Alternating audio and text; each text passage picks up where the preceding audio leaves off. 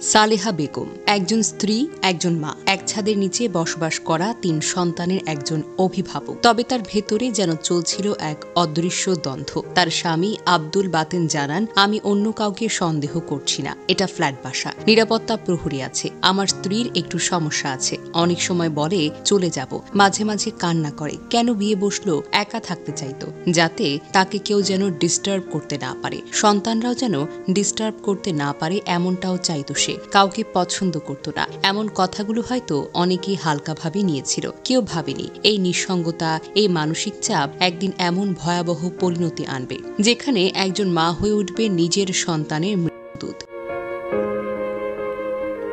স্বজনরা জানান, মালেহার মাইগ্রেনের সমস্যা ছিল, তবে তার মানসিক ভারসাম্যহীনতা ছিল কিনা তা নিশ্চিত নয়। এমনও হতে পারে তিনি ডিপ্রেশনে ছিলেন এবং সময় মতো সাহায্য পাননি। অবচেতন মনে তার সন্তানদের তিনি দেখেছেন বাধা হিসেবে, নিজের একাকিত্বের শত্রু হিসেবে। এভাবেই হয়তো ধীরে ধীরে তার ভেতরে জন্ম নিয়েছে অন্ধকার। প্রশ্ন থেকেই যায়, একজন মা কিভাবে এতটা অংশ হতে পারেন? এই প্রশ্নের উত্তর হয়তো আমরা কখনোই পুরোপুরি বুঝতে পারবো না। এতটুকু স্পষ্ট, সালেহা সাহায্য চাইছিলেন, কেউ তাকে শোনেননি।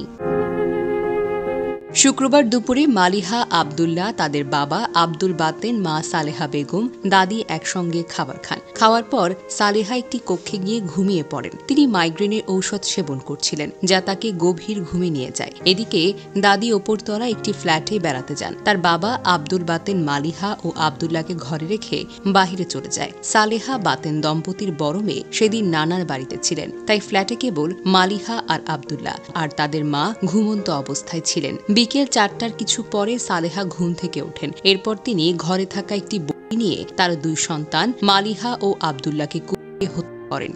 পর তিনি পাশের বাড়ি থেকে তার ২ দেবরকে ডেকে আনেন। গাজীপুর মেট্রোপলিটন পুলিশের অতিরিক্ত কমিশনার জাহিদ হাসান জানান, ঘটনার পর পুলিশ তাৎক্ষণিকভাবে তদন্ত শুরু করে। তিনি বলেন, যে বাড়িতে ঘটনা ঘটেছে ওই বাড়ির আশেপাশে বেশ কয়েকটি সিসিটিভি ক্যামেরার ফুটেজ চেক করা হয়েছে। সেখানে দেখা হয়েছে ঘটনার সময় তাদের ঘরে বা ফ্ল্যাটে শিশুদের মা ছাড়া আর কেউ আসা যাওয়া করেননি। ফুটেজে কোনো বহিরাগতের উপস্থিতি না থাকায় পুলিশের সন্দেহ ঘনীভূত হয় সালেহার উপর। পুলিশ আরও লক্ষ্য করেন, সালেহার হাতে কাটা দাগ ছিল, তার কথাবার্তা অসংলগ্ন ছিল।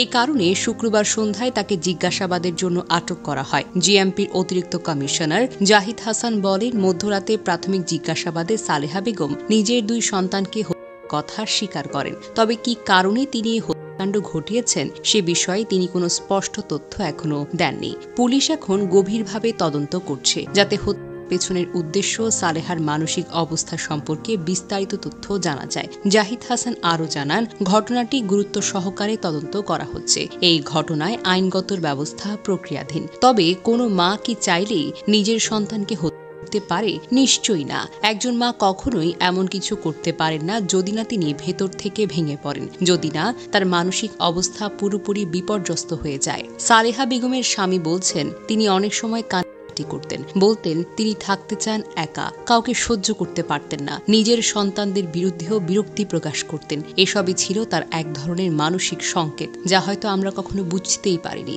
কিংবা গুরুত্বই দেইনি। তার এই অবহেলা আজ প্রাণ নিল ২ নিষ্পাপ শিশুর। এই ঘটনা থেকে আমরা কয়েকটি জরুরি শিক্ষা বা সতর্কতা নিতে পারি। পরিবারে যদি কেউ বিষণ্ণ থাকে, হঠাৎ রেগে যায়, একা থাকতে চায়, তাকে নিয়ে হাসি তামাশা নয়, বরং চিকিৎসকের কাছে নিয়ে যান। মনে রাখবেন, মন খারাপও এক ধরনের রোগ হতে পারে। মা, বাবা, ভাই, বোন সবার মানসিক অবস্থা নিয়ে জানতে চেষ্টা করুন। কেউ যদি ভেতরে ভেতরে ভেঙে পড়ছে, চেষ্টা করুন কথা বলতে, তার পাশে থাকুন। মানসিক স্বাস্থ্য আর শিশু সুরক্ষা নিয়ে স্কুল, কলেজ, মসজিদ, মন্দির, সামাজিক সংগঠনে আলোচনার দরকার আছে। এই বিষয়ে সবার জানাশোনা থাকলে হয়তো অনেক দুর্ঘটনা এড়ানো সম্ভব। বাড়িতে সিসিটিভি, নিরাপত্তা প্রহরী, দরজা জানালায় নজরদারি থাকলে অনেক সময় বিপদ আগে থেকেই ধরা যায়।